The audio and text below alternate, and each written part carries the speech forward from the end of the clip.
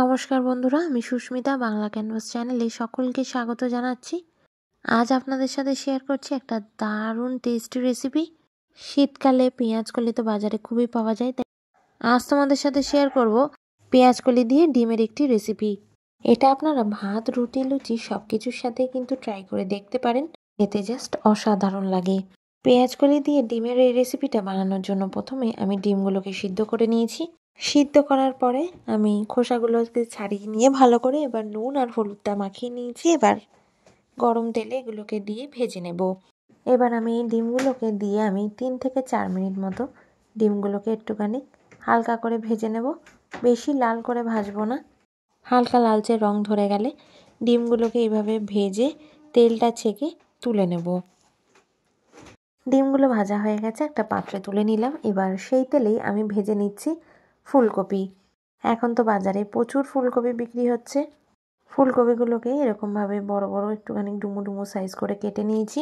ফুলকপি ভাজার সময় অবশ্যই একটুখানি অল্প হাফ চামচ মতো হলুদ গুঁড়ো দিয়ে দেবেন। আর তারপরে এইভাবে ভেজে নিচ্ছি। বেশিক্ষণ ভাজিনি, হালকা একটুখানি লালচে রং ধরিয়ে নিলাম। 3 থেকে 4 মিনিট ভেজে নিলাম। এবার ফুলকপিটাও তুলে নিয়েছি।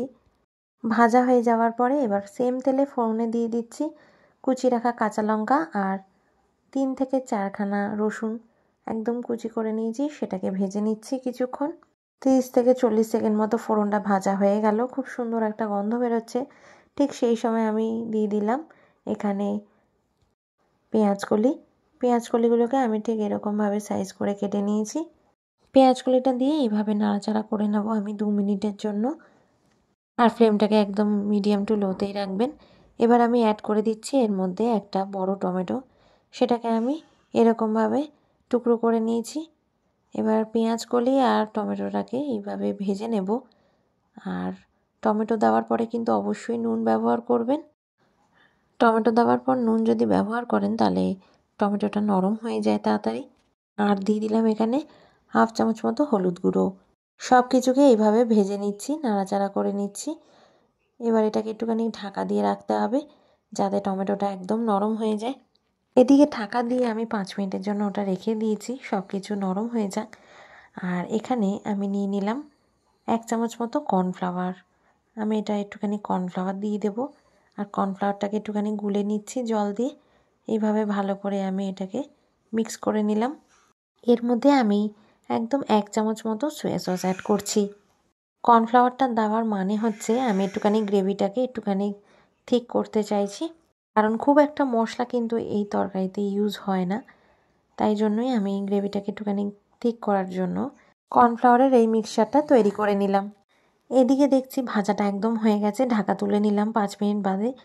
টমেটো একদম নরম হয়ে গেছে, টমেটো একদমই গলে গেছে। আর এখানে একটুখানি শুকনো লঙ্কার গুঁড়ো ব্যবহার করলাম। শুকনো লঙ্কার গুঁড়োটা দিয়ে ভালো করে মিক্স করে একটুখানি ভেজে নিচ্ছি। এই সময় আমি ভেজে রাখা ডিম আর ভেজে নেওয়া ফুলকপিটা অ্যাড করে দিলাম। সাথে সাথে আমি একটুখানি অল্প হাফ কাপ মতো উষ্ণ গরম জল ব্যবহার করলাম। এবার জলটা দিয়ে ভালো করে সব কিছুকে এভাবে সাঁতলে নিতে হবে। আর একটুখানি জল অ্যাড করছি যাতে গ্রেভির ঝোলটা আর একটুখানি বাড়াতে পারি, কারণ আমি এটাখানে ভাত দিয়ে খাবো। আপনারা চাইলে গ্রেভিটাকে আরও যদি ঠিক করতে চান তাহলে জলের পরিমাণটা একটু কম দেবেন।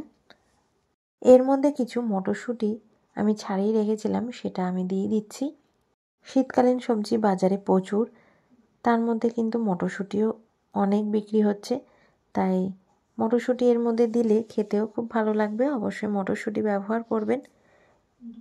এবার এর মধ্যে পরিমাণ মতো নুন দিয়ে দিলাম। নুন দিয়ে একটুখানি নাড়াচাড়া করে আমি এটাকে ঢাকা দিয়ে দিলাম। 5 থেকে 7 মিনিট এটা ঢাকা দিয়ে আমি এটাকে সেদ্ধ করে নেব। এবার এর মধ্যে আমি দিয়ে দেব কুচিয়ে রাখা ক্যাপসিকাম। ক্যাপসিকাম দিলে এই রান্নাটা খেতে কিন্তু খুব ভালো লাগে। ক্যাপসিকামের গন্ধটা এই তরকারিতে জাস্ট ফাটাফাটি লাগে। এটা পড়বে সবার শেষে, এটা কিন্তু আপনারা আগে দেবেন না। আগে দিলে ক্যাপসিকামের গন্ধটা নষ্ট হয়ে যেতে পারে। এবার অ্যাড করে দিলাম পরিমাণ মতো চিনি। এখানে আমি 1 চামচ মতো চিনি ব্যবহার করলাম। আর গ্রেভিটাকে ঠিক করার জন্য এখানে আমি কর্নফ্লাওয়ারের যে মিক্সচারটা তৈরি করেছিলাম সেটা দিয়ে দিলাম। এবার কর্নফ্লাওয়ারের মিক্সচারটা দিয়ে আমি এটাকে ভালো করে কিছুটা নেড়ে চেড়ে এবার ফুটিয়ে নেব। আমাদের রান্না কিন্তু একদম রেডি। এবার এটাকে ফুটিয়ে নিচ্ছি আমি হাই ফ্লেমে। আর গ্রেভিটা একদম ঠিক হয়ে গেছে। এটা আপনারা fried rice, piece rice, pulao সব কিছুর সাথেই কিন্তু এটা সার্ভ করতে পারেন। আবার ভাত রুটির সাথেও কিন্তু ট্রাই করতে পারেন। তো কেমন লাগলো আজকের আমার এই রেসিপিটা বন্ধুরা অবশ্যই কিন্তু জানাবেন। তো কালকেই ট্রাই করে দেখবেন নাকি? ট্রাই করে দেখলে কেমন হয়েছে সেটা কিন্তু অবশ্যই জানাতে ভুলবেন না আমাকে কমেন্টসেই। ভালো লাগলে লাইক করবেন আর চ্যানেলে নতুন হলে অবশ্যই সাবস্ক্রাইব করবেন। পাশে থাকা বেল আইকনটা অবশ্যই প্রেস করবেন যাতে নতুন ভিডিও আপলোড করলে তার নোটিফিকেশনস আপনারা সঙ্গে সঙ্গে পেয়ে যাবেন। আপনারা ভালো থাকবেন। আবার দেখা হবে একটা নতুন রান্নার ব্লগে। আজ আসি তাহলে বন্ধুরা, টাটা।